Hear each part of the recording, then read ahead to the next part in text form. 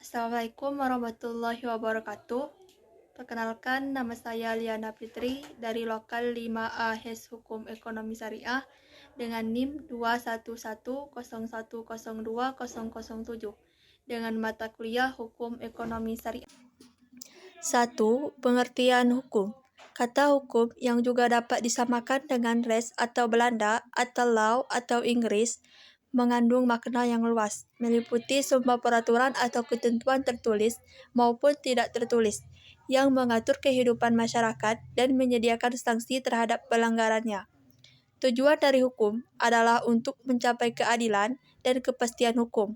Di samping dua tujuan utama tersebut, terdapat juga tujuan lainnya yang dikemukakan oleh para sarjana hukum, seperti kedamaian, ketertiban, kesejahteraan, kemakmuran, dan sebagainya. 2. Pengertian ekonomi. Ilmu ekonomi adalah ilmu yang mempelajari perilaku manusia dalam memilih dan menciptakan kemakmuran. Ilmu ekonomi menurut M. Manulang merupakan suatu ilmu yang mempelajari masyarakat dalam usahanya untuk mencapai kemakmuran.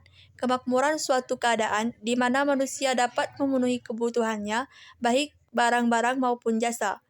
Nah, yang ketiga itu ada pengertian hukum ekonomi. Rahmat Sumitro memberikan definisi, hukum ekonomi merupakan sebagian keseluruhan norma yang dibuat oleh pemerintah atau penguasa sebagai satu personifikasi dari masyarakat yang mengatur kehidupan ekonomi di mana saling berhadapan kepentingan masyarakat. Jadi, hukum ekonomi itu merupakan hukum yang berkaitan dengan berbagai aktivitas ekonomi.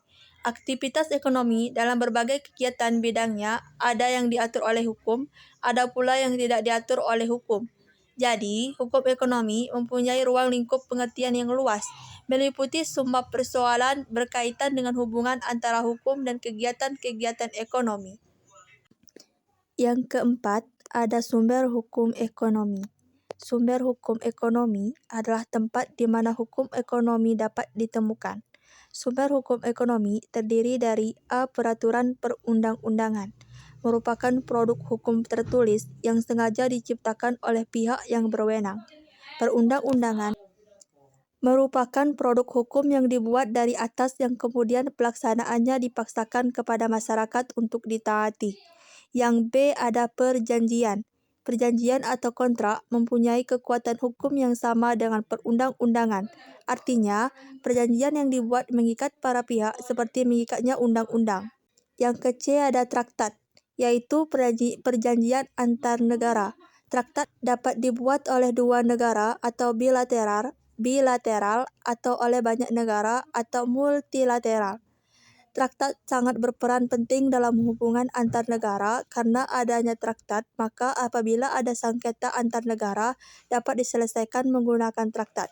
Yang D ada jurisprudensi, yaitu putusan-putusan hakim yang sebelumnya dapat dijadikan sumber hukum untuk memutuskan suatu perkara yang sama. Yang ke-E ada kebiasaan. Kegiatan ekonomi bermula dari suatu kebiasaan yang tumbuh di masyarakat yang kemudian dijadikan undang-undang sebagai sumber hukum yang mengatur. Yang terakhir itu ada doktrin. Itu merupakan pendapat para sarjana atau ahli hukum yang mana pendapat tersebut dapat digunakan sebagai sumbangan atau hasil pemikiran dalam pembentukan peraturan perundang-undangan. Yang kelima, ada pengertian badan usaha. Badan usaha, menurut pengertian, adalah suatu kesatuan hukum, teknis, dan ekonomis yang bertujuan untuk mencari profit atau keuntungan. Badan usaha sering sekali disamakan dengan perusahaan, walaupun pada kenyataannya berbeda. Perbedaan utamanya, badan usaha itu adalah lembaga, sementara perusahaan adalah tempat di mana badan usaha itu mengelola faktor-faktor produksi. Secara garis besar, bentuk badan usaha di Indonesia dibagi menjadi 3 badan usaha, yaitu yang pertama ada badan usaha swasta. Dalam suatu usaha swasta, modal usahanya dimiliki seluruhnya atau sebagian besar oleh pihak swasta. Usaha swasta terdiri dari beberapa bentuk usaha atau organisasi perusahaan, yaitu perusahaan perseorangan atau usaha dagang, dan selanjutnya ada persekutuan prima, ada persekutuan komanditer, dan perseroangan terbatas. Yang kedua ada badan usaha milik negara. Badan usaha milik negara atau BUMN merupakan bentuk usaha di bidang-bidang tertentu yang umumnya menyangkut dengan kepentingan umum, di mana peran pemerintah di dalamnya relatif besar, minimal dengan menguasai mayoritas pemegang saham. Eksistensi dari badan usaha milik negara ini adalah sebagai konsekuensi dan amanah dari konstitusi di mana hal-hal yang penting atau cabang-cabang produksi yang penting dan menguasai hajat hidup orang banyak dikuasai oleh negara. Yang ketiga ada usaha kooperasi. Kooperasi adalah suatu organisasi atau suatu bisnis yang didirikan oleh seseorang atau beberapa anggota untuk mencapai tujuan bersama yang berdasarkan asas kekeluargaan. Suatu bentuk usaha yang dapat menolong anggotanya untuk memenuhi kebutuhan anggotanya dalam kehidupan sehari-hari. Nah, dengan adanya koperasi, bisa membuat anggotanya yang satu dan yang lainnya jika sebelumnya belum dekat membuat beberapa anggota itu saling kenal dan bekerja sama untuk mencapai tujuan bersama. Yang keenam ada pengertian UMKM. Undang-Undang Nomor 20 Tahun 2008 tentang Usaha Mikro Kecil Menengah atau UMKM menjelaskan pengertian UMKM pada pasal 1, angka 1, angka 2, dan angka 3, yaitu 1. Usaha mikro adalah usaha produktif milik orang, perorangan dan atau badan usaha perorangan yang memenuhi kriteria usaha mikro sebagaimana diatur dalam undang-undang ini.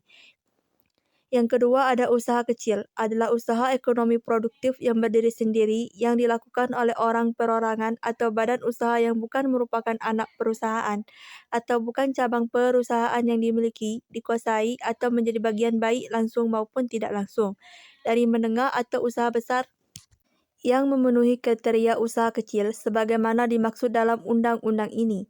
Yang ketiga ada usaha menengah adalah usaha ekonomi produktif yang berdiri sendiri yang dilakukan oleh orang perorangan atau badan usaha yang bukan merupakan anak perusahaan atau cabang perusahaan yang dimiliki, dikuasai, atau menjadi bagian baik langsung maupun tidak langsung dengan usaha kecil atau usaha besar dengan jumlah kekayaan bersih atau hasil penjualan tahunan sebagaimana diatur dalam undang-undang ini.